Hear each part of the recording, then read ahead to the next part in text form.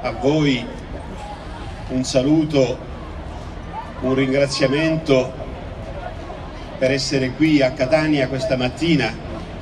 Consentitemi di rivolgere a nome di tutti quanti voi, di tutti i siciliani per bene, che oggi sono rappresentati da questi magnifici ragazzi delle 9 province dell'isola, una carezza affettuosa ai familiari dei 2 servitori dello Stato che ieri sera, poco dopo le 20, hanno perduto la vita nell'esercizio del proprio dovere.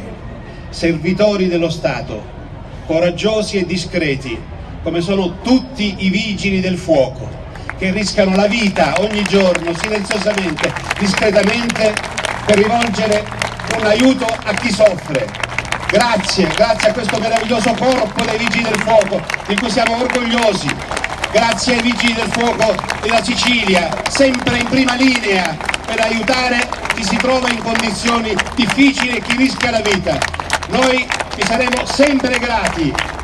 E un saluto affettuoso agli altri 2 Vigili del Fuoco che sono qui a poche centinaia di metri al Garibaldi, ancora in prognosi riservata, che possa essere sciolta subito la prognosi e potete tornare dalle vostre famiglie.